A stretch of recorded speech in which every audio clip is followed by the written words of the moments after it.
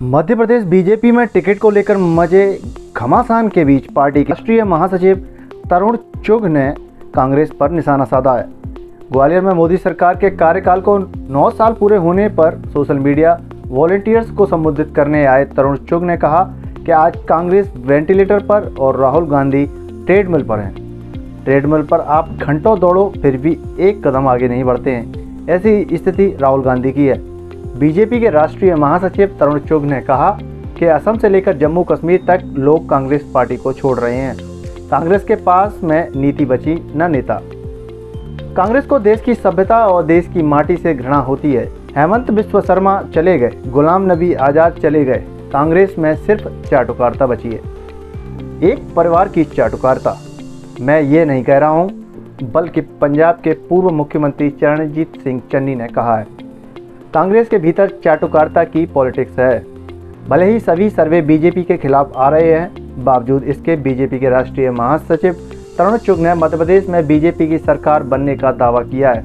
उन्होंने कहा कि परिणाम आने दो, सभी सर्वे ध्वस्त हो जाएंगे। बीजेपी के राष्ट्रीय महासचिव तरुण चुघ मोदी सरकार के कार्यकाल के 9 साल पूरे होने पर ग्वालियर में सोशल मीडिया वॉलंटियर्स को संबोधित करने पहुंचे थे। उन्होंने कहा, आज सोशल मीडिया बेहद महत्वपूर्ण है।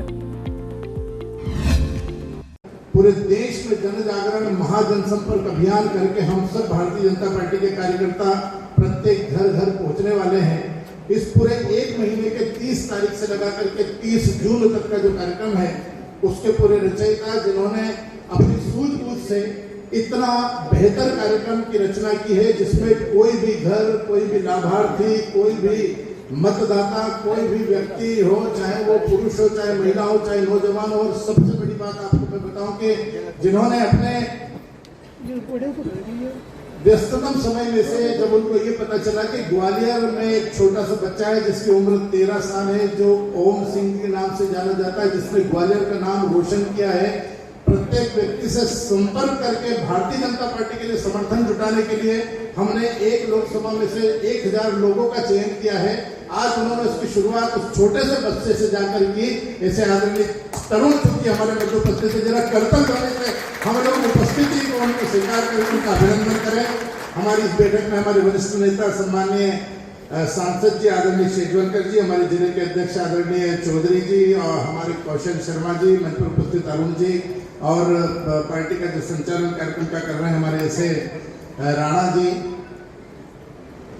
हमारे पूर्व अध्यक्ष वरिष्ठ नेता आदरणीय कमल जी, और यहाँ पर उपस्थित आज के हमारे विशेष मेहमान जिनके लिए हम लोग यहाँ पर इस ग्वालियर के बहुत ही विश्व प्रसिद्ध टाउन हॉल में हम लोग एकत्रित हुए। ऐसे सब सोशल मीडिया के हमारे वो योद्धा जिन्होंने कहीं ना कहीं अपनी एक विशिष्ट पहचान समाज के अंदर बनाई है, ग्वालियर के अंदर। और आप सब लोगों को जानते हैं आसपास सब जगह कि आप लोगों ने बहुत कड़ी मेहनत करके, तपस्या करके, अपने अपने आइडियाज लगा करके समाज में एक विशिष्ट पहचान बनाई है। कई सारे लोग ऐसे भी यहाँ पर मुझे भी जानकारी हुई है कि जिनके 1-1 लाख से भी ज्यादा फॉलोअर हैं, उनके इंस्टाग्राम पर फॉलोअर्स हैं, जो पार्टी भारतीय जनता पार्टी के कार्यकर्ता नहीं होने के बाद भी कहीं ना कहीं समाज में अपनी विशिष्ट पहचान रखते हैं। और मुझे प्रसन्नता ये है कि भारतीय जनता पार्टी के आग्रह पर आप सबने ये स्वीकार किया और आप सब लोग यहाँ पर उपस्थित हुए। तो मैं चाहूंगा एक बार इनके लिए जरा जोरदार ताली बजा करके आप सबका भी स्वागत करें।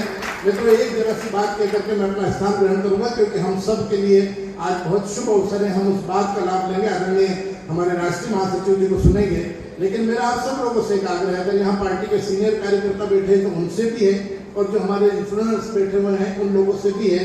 जितने भी लोग यहाँ पर बैठे, देखिए भारतीय जनता पार्टी की सरकार के 9 वर्ष पूर्ण हुए, नरेंद्र मोदी जी के 9 वर्ष पूर्ण हुए हैं।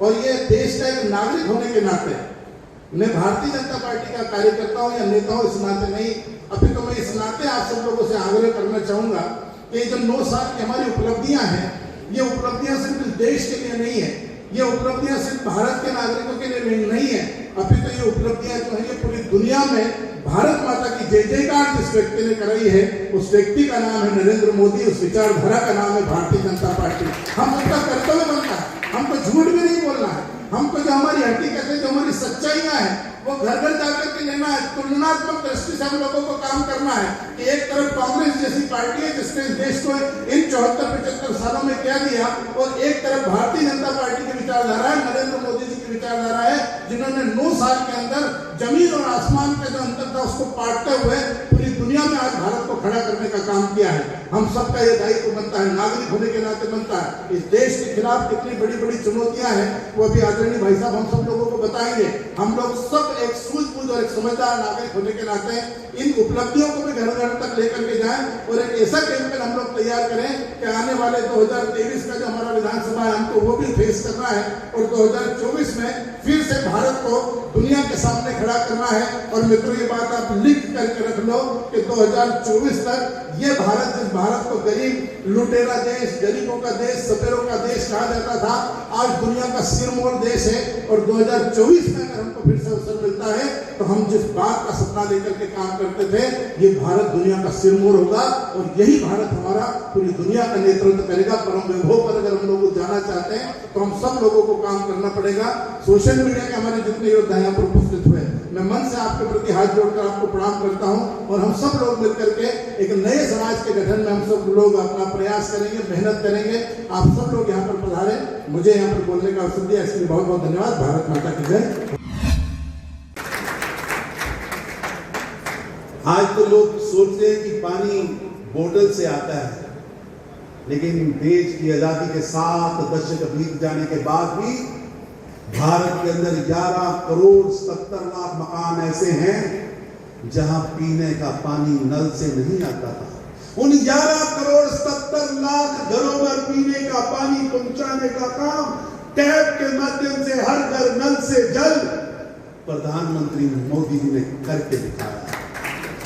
हम आज इलेक्ट्रिसिटी की बात करते हैं, वातानुकूल कमरों में बैठे ग्वालियर के इस प्राचीन लेकिन बहुत प्रतिष्ठित सभागृह में बैठे, लेकिन आपको ध्यान होगा कि देश के अंदर 7 दशक तक, आजादी के 7 दशक के बाद भी 18,000 ऐसे गांव थे जिन गांव के अंदर बिजली नहीं थी।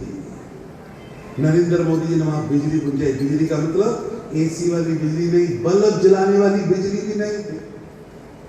सोचिए वो 18,000 गांव के बच्चे कैसे पढ़ते होंगे, वहां रोजगार क्या होगा। और आज मुझे गर्व है कि भारत के हर गांव तक बिजली, हर घर तक बिजली, हर घर तक पीने का पानी, हर घर में रसोई गैस, हर घर में शौचालय।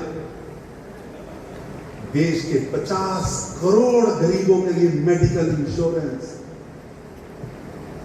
ये वो काम है, लगते छोटे होंगे, लेकिन सोचिए 50 करोड़ गरीबों के लिए 5 लाख रुपए की मेडिकल इंश्योरेंस। और मैं एक गरीब परिवार से आता हूं, जानता हूं कि परिवारों के अंदर लोग बीमारी होने पर छुपाते थे कि बीमारी पता लगेगी तो इसके इलाज में घर का मकान बिकेगा, जेवर बिकेगा, आने वाली पीढ़ियां गिरवी हो जाएंगी, इसलिए बीमारी इस शरीर में रखकर मर जाते थे। भारत का वो बेटा प्रधानमंत्री नरेंद्र मोदी, जिसने देश के गरीब का मेडिकल इंश्योरेंस, और उस मेडिकल इंश्योरेंस के माध्यम से भारत के करोड़ों नागरिकों का उपचार। ये वो भगीरथी कार्य है जिसने कई घरों को बिकने से, कई परिवारों को कर्जे में जाने से बचाया, कई जीवन को बचाया। इसलिए मेरी आपसे विनती, इस देश के अंदर अगर गरीबी से किसी ने सचमुच लड़ाई लड़ी, नारे तो हमने भी बहुत सुने, 60 के दशक में भी सुने, 70 के दशक में भी सुने। नेहरू गांधी परिवार नारे लगाता था, गरीबी हटाओ, देश बचाओ। गरीबी तो हटी नहीं, लेकिन उन परिवारों की गरीबी जरूर हट गई।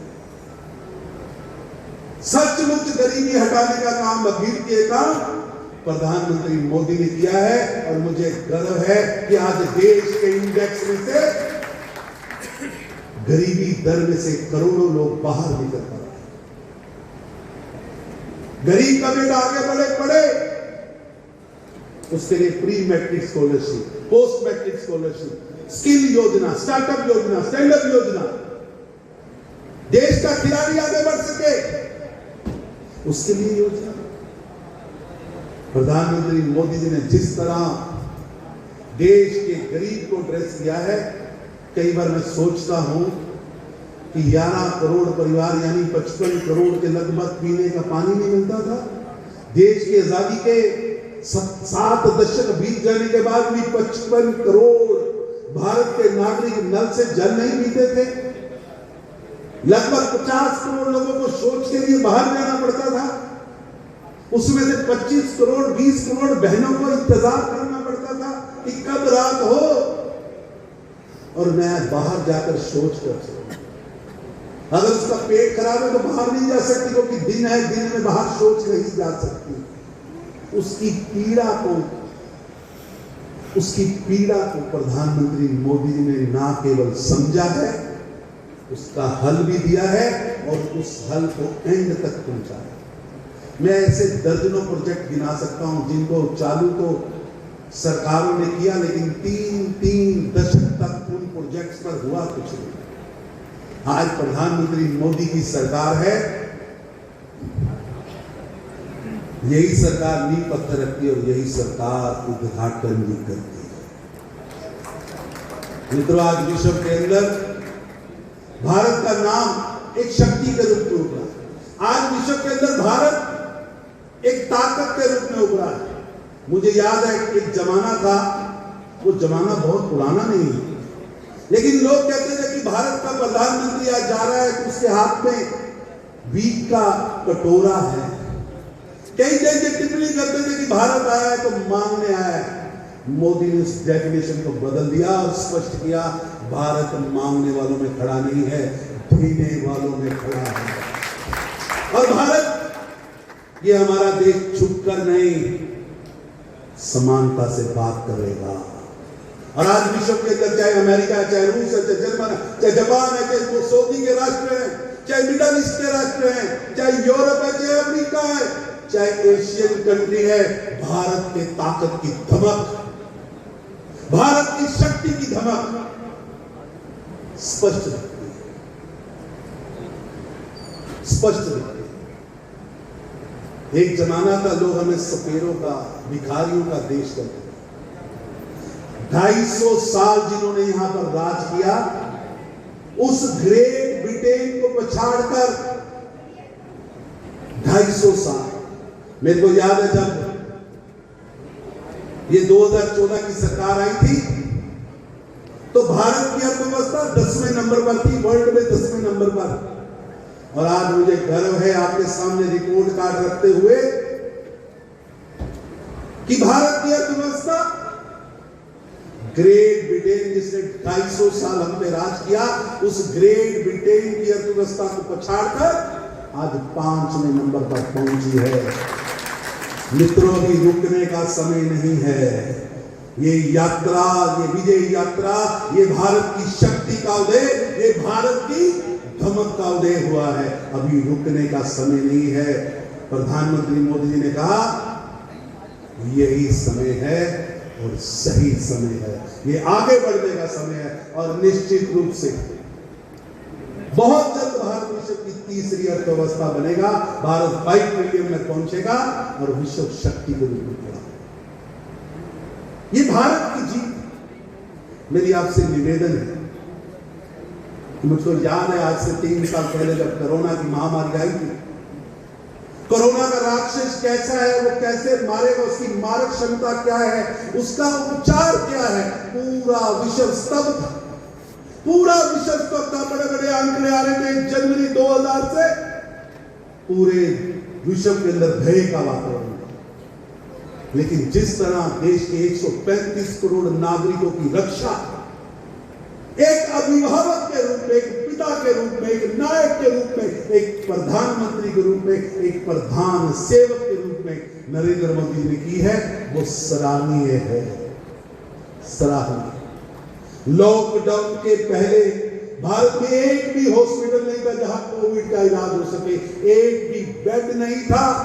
देश के अंदर पीपी किट को छोड़ो, मास्क भी नहीं बनता था। हमें पता ही नहीं था कि पीपी किट क्या है, ये मास्क क्या है, इसकी ये जो राक्षस आ रहा है इसकी मारक क्षमता है। लॉकडाउन लगाया और लॉकडाउन के समय का प्रयोग देश के हॉस्पिटल्स को कोरोना से लड़ने के लिए सज्ज करने के लिए लगाया। और वो समय था जब देश को वेंटिलेटर चाहिए तो मोदी सरकार वेंटिलेटर पहुंचा रही है।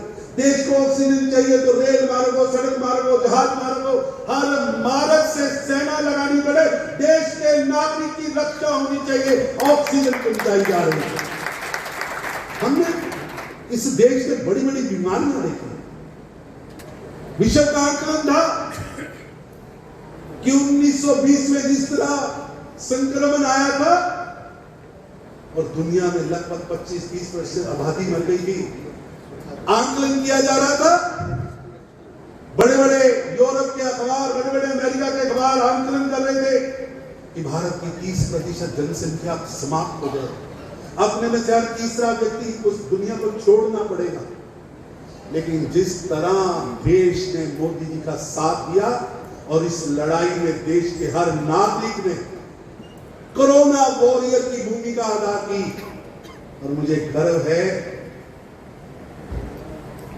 कि वैक्सीनेशन आती थी 20 साल बाद, 30 साल बाद। कई बार तो पूरा विश्व वैक्सीन लगा लेता था, तब भारत की बारी आती।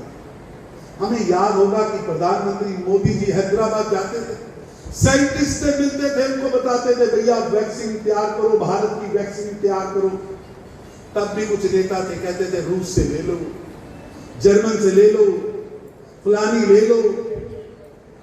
मोदी जी को पूरा विश्वास था भारत के साइंटिस्टों पर, और मुझे गर्व है कि हमने देश के नौजवानों को, देश के नागरिकों को बचाने के लिए प्रधानमंत्री नरेंद्र मोदी जी के नेतृत्व में 220 करोड़ वैक्सीनेशन लगाए, 220 करोड़। और आप इस बात का भी गर्व है मुझे कि 220 करोड़ वैक्सीनेशन जिनको लगी, अभी इंजेक्शन की सुई उसके पास अंदर गई होगी, उसकी मोबाइल पर SMS आ गया होगा कि आप वैक्सीनेट हो गए हैं, अब आप सफर कर सकते हैं। अरे दुनिया में जो सबसे बड़े नंबरदार हैं, आप अमेरिका जाइए, यूरोप जाइए, 20-20 दिन, 2-2 महीने वैक्सीनेशन का सर्टिफिकेट नहीं मिलता। 220 करोड़ वैक्सीनेशन भारत के नागरिकों को भी लगवाई। और मित्रों, विश्व के अंदर कोई बीमारी के कारण मर ना जाए, संजीवनी के रूप में, कि भारत मानवता का देश है, भारत विश्व को कुटुंब मानने वाली संस्कृति का देश है। भारत ने वो वैक्सीनेशन विश्व को भेजा, और आज विश्व के कई देश, अभी जब अफ्रीका में प्रधानमंत्री जी गए तो वहां के राष्ट्रपति ने झुककर प्रधानमंत्री के पांव में उन्होंने कहा, आपने उस समय में जब हमारे नागरिक मर रहे थे, आपने वैक्सीनेशन भेजकर हमारे नागरिकों को बचाया। मित्रों, ये छोटी बात नहीं है। देश के अंदर मेडिकल कॉलेज, मैं गिनती गिनूं जितने IIM 7 दशक में बने, उससे ज्यादा IIM प्रधानमंत्री मोदी जी ने बनाया। जितने मेडिकल कॉलेज 7 दशक में बने, मैं आंकड़ा दिखा सकता हूं, तुलनात्मक अध्ययन दिखा सकता हूं। मेडिकल की सीट कितनी बड़ी, मेडिकल कॉलेज 250 नए मेडिकल कॉलेज, 250 नए नर्सिंग कॉलेज, लगभग 350 नई यूनिवर्सिटीज, एम्स, एक बड़ा इंफ्रास्ट्रक्चर देश को जरूरत थी।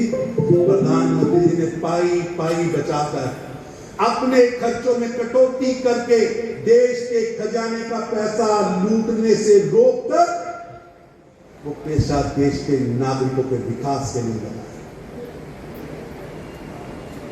आज मुझे गर्व है कि विश्व के अंदर भारत एक शक्ति के रूप में खड़ा हुआ। 2014 में हम विश्व के सबसे बड़े हथियारों के खरीदार थे। आज भारत विश्व के कई देशों को हथियार बेच रहा है। ये यूपी का, यहाँ कहते थे रामपुरी चाकू बनता है, यहाँ कट्टा बनता है, आज वहां AK-47 बनती है। भारत ने एक लंबी छलांग लगाई। इसलिए मेरी आप सबसे निवेदन है, मित्रों, मेरी आपसे प्रार्थना, पर डे रोड की बात करूं या ग्रामीण सड़क की बात करूं, मोदी जी के 9 वर्षों में इंफ्रास्ट्रक्चर का कोई मुकाबला नहीं, मानवता का कोई मुकाबला नहीं। हर चौराहे में दुकान खोली प्रधानमंत्री औषधि केंद्र कि जो 50 रुपए में पत्ता मिलता वो 1 रुपए में गरीब को मिल सकेगा। सोच रखी प्रधानमंत्री ने, इस देश के गरीब को दवा के कारण नहीं मरना है, हॉस्पिटल के कारण नहीं मरना है, मेडिकल इंश्योरेंस देकर उसको बचाना है, उसके घर में भूख ना, उसके लिए राशन पहुंचाना है, उसका बेटा आगे बढ़ सके, उसको स्किल्ड करना है। एक बड़ी सोच लेकर प्रधानमंत्री आ गए। ये आप सबके हाथ में मोबाइल है, मोबाइल आप चलाते भी हैं। ये आज दुनिया के सबसे ज्यादा मोबाइल, एक जमाना था हम सबसे बड़े उपभोक्ता थे। आज विश्व के अंदर जब से प्रधानमंत्री मोदी जी ने घोषणा की, मेक इन इंडिया लॉन्च किया जर्मन में जाकर कि भारत विश्व के बड़े बड़े उद्योगपतियों को कहने आया है आगे भारत के अंदर उद्योग लगाइए। आज ये जो एप्पल का मोबाइल है ये भी भारत में बनता है, और जो सैमसंग का मोबाइल है वो भी भारत में बनता है, जो वीवो का मोबाइल है वो भी भारत में। आज भारत विश्व को मोबाइल देने वाला देश बना है। विश्व की 5G टेक्नोलॉजी, वर्ल्ड की सबसे बेस्ट टेक्नोलॉजी हमने यहां पर हम लाए भी हैं, और अब 5G पैदा करके अपने लोगों को देने वाला राष्ट्र बनने जा रहे हैं। मेरी आप सबसे विनती, ये ताकतवर भारत, बढ़ता हुआ भारत, आर्थिक शक्ति भारत, विश्व की सैन्य शक्ति भारत, और भारत ने संदेश भी दिया अपने नागरिकों की सुरक्षा का संदेश। मुझको याद है 26/11 हुआ था तो अगले दिन सरकार का ऑर्डर आया था कि हम क्रिकेट मैच नहीं खेलेंगे। हमारे सरकार के ले गए थे, बीएसएफ के जवान वहां लड़ना चाहते थे, जवाब देना चाहते थे, और जो लोग भारतीय सेना से शौर्य का हिसाब मांगते थे वो सफेद झंडा लेकर खड़े थे। शांति के कबूतर उड़ाए जा रहे थे। नरेंद्र मोदी की सरकार है, इन्हें स्पष्ट किया अब सरकार नहीं होने देंगे, 26/11 नहीं होने देंगे, रघुनाथ मंदिर पर हमला नहीं होने देंगे। देश की सरकार zero tolerance of corruption and zero tolerance of terrorism पर काम करेगी। ये कहा नहीं, करके दिखाया भी। हमने स्पष्ट कहा, छेड़ोगे तो छोड़ेंगे नहीं, छोड़ेंगे, अंदर घुसकर मारेंगे, अंदर घुसकर मारेंगे। और मायनार उसका जवाब है, उरी उसका जवाब है, बालाकोट उसका जवाब है, अंदर घुसकर आतंकवादियों को मार और अपने नागरिकों की सुरक्षा अपने सैनिकों के शौर्य के द्वारा।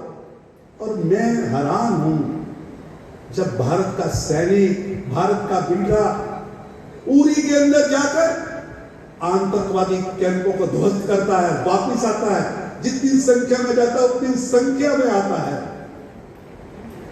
देश के पॉलिटिशियन उनका सम्मान करने की बजाय कुछ पॉलिटिकल पार्टी से हिसाब मांगती। कितनी गोलियां चली, कितनी लाशें गिरी, वो लाशें कितनी थी, रंग क्या था? अरे रंग समझना है तो बालाकोट के बाद जब अभिनंदन को पकड़ा था, वो विमान के कारण अभिनंदन को वहां निकलना पड़ा। कुछ घंटे भी पाकिस्तान उसे रख नहीं सका। ये भारत की शक्ति का परिचय। अभी भी 71 की बात में हीरो से पत्र आते हैं, अभी भी 1971 की बात में हीरो के पत्र आते हैं कि जेलों में सड़ गए, पूरी जिंदगी वहां निकल गए।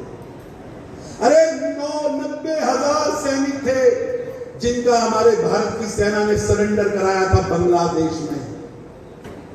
वो जनरल न्याजी का चित्र अभी तक हम भूले नहीं, लेकिन जो जंग देश के सैनिकों ने बॉर्डर पर जीती थी, जो सैनिकों ने अपने शौर्य से जीती थी, देश की सरकारों ने टेबल पर हार दी। लेकिन ये नरेंद्र मोदी की सरकार है, 1 इंच पीछे नहीं जाएंगे, 1 इंच। और देश का प्रधानमंत्री कहता है जब देश के वीरों पर हमला होता है, सार्वजनिक कहता है छोड़ूंगा नहीं, छोड़ूंगा नहीं। मित्रों, ये ऐसी सरकार आज देश के अंदर काम कर रही है। श्रीलंका पर संकट आता है तो भारत की तरफ देखता है, नेपाल पर संकट आता है भारत की तरफ देखता है, भूटान पर संकट आता है भारत की तरफ देखता है। विश्व में कहीं भी कुछ होता है तो उसे लगता है कि भारत मेरी रक्षा कर सकता है, मानवता की रक्षा कर सकता है, लोकतंत्र की रक्षा कर सकता है। और जब प्रधानमंत्री जी ने विश्व के अंदर मापदंड रखे कि आज विश्व के अंदर जलवायु का नेता कौन, भारत। विश्व के अंदर मानवता का नेता कौन, भारत। विश्व के अंदर सबसे तेजी से बढ़ने वाली अर्थव्यवस्था कौन, भारत। मित्रों, एक शक्ति के रूप में भारत खड़ा और नरेंद्र मोदी जी की धमक है, चाहे वो अमेरिका का मेडिसिन स्केयर हो या होडी मोदी हो, वो जर्मन का मेक इन इंडिया लॉन्च हो या जापान का कार्यक्रम हो, वो मिडल ईस्ट हो या रशिया हो, मोदी को सुनने के लिए, मोदी जी को देखने के लिए हजारों की तादाद में वहां की जनता, वहां के डिप्लोमेट, वहां के विद्वान, एक गरीब चाय वाले का बेटा किस तरह देश की सेवा कर रहा है, विश्व के अंदर भारत को आगे लेके जा रहा है, उसको सुनने आते हैं, उसको देखने आते हैं, उसे मिलने आते हैं। बहुत प्रधानमंत्री हमने देखे विश्व पे जाते थे, हमारे ही प्रधानमंत्री, लेकिन देश की स्थिति क्या थी कि न्यूयॉर्क टाइम्स में हमारे लिए 3 लाइनें भी चलती थी। अरे आज भारत के प्रधानमंत्री को सार्वजनिक स्टेज पर दूसरे देश का प्रधानमंत्री, मोदी इज माय बॉस, प्रधानमंत्री मोदी जी के पांव को हाथ लगा, ये बढ़ते हुए भारत की ताकत है कि बाराक ओबामा को सार्वजनिक कहना पड़ता है कि अमेरिका की धरती पर नरेंद्र मोदी जी की उपस्थिति एक हॉलीवुड के अभिनेता की उपस्थिति है। इतना प्यार जनता से। बाराक ओबामा के बाद ट्रंप आए, ट्रंप के बाद लोग कहते थे उनके साथ चला नहीं जा सकता। अरे भैया, आज मोदी ने भारत की दमक ऐसी खड़ी की है, बड़े बड़े राष्ट्रपति, प्रधानमंत्री मुड़ मुड़ कर मोदी से हाथ मिला रहे, उसके साथ चलना चाह रहे। ये बढ़ते हुए भारत की ताकत। मित्रों, ये बढ़ते हुए भारत की ताकत को कुछ शक्तियां आज नजर लगाना चाहती हैं, वो षड्यंत्र रच रही। एक बड़ा बुड्ढा अमीर होगा तो घर पे होगा, सोरेस घोषणा करता है इतने लाख करोड़ रुपया लगाऊंगा भारत की तरक्की को रोकने। कोई डर नहीं हमें। अब ये डरने वाली, झुकने वाली सरकार नहीं है, अब भारत भी नहीं है, लेकिन उसके टोल किट एजेंडे को जब भारत की पॉलिटिकल पार्टियां छूती नहीं है, उनको आगे लेके जाती है। विदेश की धरती पर बार बार भारत का अपमान होता है। विदेश की धरती पर उस टूल किट के तहत भाषण दिए जाते हैं।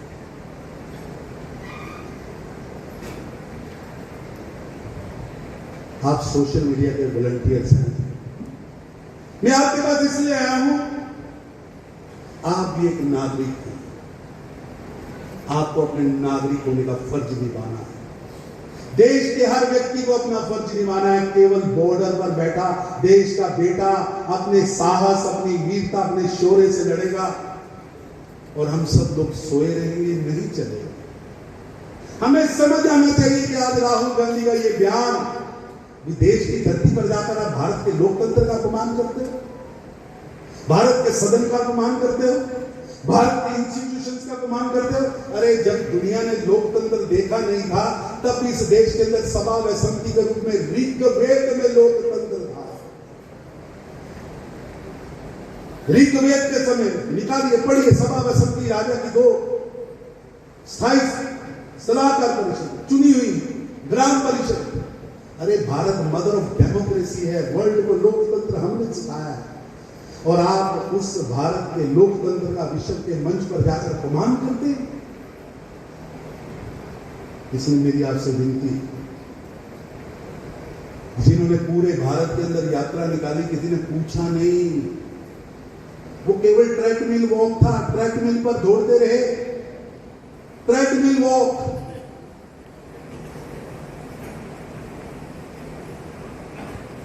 और ट्रेडमिल वॉक का वॉकर आज भारत का अपमान करता है और हम सब लोग शांति से बैठे हैं। मेरी आपसे विनती है कि जो आपके हाथ में सोशल मीडिया का हथियार है वो सच को सामने लाए। तगड़ी सरकार लानी है जो कहीं खाएंगे नहीं, खाने भी नहीं देंगे, देश के लिए काम करेंगे। इसलिए मेरी आपसे प्रार्थना कि सोशल मीडिया के वॉरियर्स को समझना पड़ेगा कि चाइना के बयान को तोड़ मरोड़ कर कौन पेश कर रहा है, चाइना के राजदूत से कौन मिलता है। हमें समझना पड़ेगा, हमें समझना पड़ेगा कि सोशल मीडिया पर जिसे भारत में कोई नहीं पूछता उसे नेता बनाने के लिए पोस्टर चलाए जा रहे हैं। ये जॉर्ज सोरेस का एजेंडा, भारत के खिलाफ का एजेंडा, भारत के इंस्टीट्यूशंस को बदनाम करने का एजेंडा चलाया जा रहा है। सोशल मीडिया के वॉरियर्स को आज सतर्क होना होगा, सजग होना होगा और भारत के वीर सैनिकों की तरह सोशल मीडिया वॉरियर की भूमिका अदा कर। मित्रों, समय कम है, मुझे अगले कार्यक्रम में जाना है और आपको भी जाना है, लेकिन मेरी आपसे विनती है, पिछले 9 वर्षों में भारत ने बहुत कुछ पाया है, बहुत तेजी से भारत आगे बढ़ा है और बहुत ज्यादा अभी भारत के बढ़ने का मौका है, बहुत प्रतिभा है, बहुत कुछ है भारत के पास। बहुत सालों बाद, बहुत सदियों बाद मोदी जैसा नेता आया है। मैं उसके 9 वर्षों की उपलब्धियों पर बोलना चाहूं तो 24 घंटे भी कम है, लेकिन मैं आप सबसे निवेदन करने आया कि ये लड़ाई भारत की लड़ाई है, ये लड़ाई भारत की सोच की लड़ाई है। ये लड़ाई है जिनके लिए राजपथ था। जॉर्ज पंचम ने आना था ना, जॉर्ज पंचम ने आना था तो राजपथ बना था। 7 दशक देश के जो लोग सत्ता में बैठे थे, लोग मैकाले की संस्कृति से इतना जुड़े थे कि वो राजपथ ही रहा। आज मोदी आया, उसने उसे कर्तव्य पथ बना दिया। अरे वो चबूतरा जिस पर जॉर्ज पंचम की फोटो लगी थी, वहां उसने सुभाष चंद्र बोस की फोटो लगा दी। इनको उसका भी इतराज है कि सुभाष चंद्र बोस की फोटो को लगा दी। वो लुटियन जोन में वॉर मेमोरियल बना दिया। एक एक ईंट पर भारत के एक एक सैनिक का नाम लिखा जिसने देश के लिए शहादत दी, उस पर भी गर्व। इसलिए मेरी आपसे विनती है, आप सबको मिलकर प्रधानमंत्री मोदी जी के हाथ मजबूत करने होंगे। आप सभी से मैं निवेदन करूंगा कि मेरे साथ जो लोग सहमत हैं, जो लोग इस बात से सहमत हैं कि हम देश के वॉरियर बनेंगे, सोशल मीडिया वॉरियर बनेंगे, हम देश के लिए काम करेंगे, जो लोग सहमत हैं मेरे साथ वो नारा लगाइए, भारत माता की। मन पक्का हो तो लगाना, दोनों मुट्ठियां मीच कर लगाना, दिल से लगाना, देश के लिए काम करने के लिए लगाना, देश की तरक्की के लिए लगाना, नेशन फर्स्ट को सामने रखकर लगाना, भारत की बढ़ती हुई तरक्की की पहरेदारी के लिए लगाना। भारत माता की। आवाज करनी है, ये आवाज अमेरिका के जॉर्ज सोरेस तक जानी चाहिए, ये टूल किट वालों के पास आवाज जानी चाहिए। भारत माता की, भारत माता की, भारत माता की। श्री नरेंद्र मोदी जिंदाबाद, श्री नरेंद्र मोदी जिंदाबाद। एक मेरा आप सबसे निवेदन है, जो लोग मोदी जी का समर्थन करते हैं वो अपना मोबाइल निकालें, जो मोदी जी से प्यार करते हैं, जो चाहते हैं देश की तरक्की इसी तरह होती है, जो चाहते हैं देश की धमक दुनिया में जोर से होती रहे, अपना मोबाइल निकालें और डायल करें 90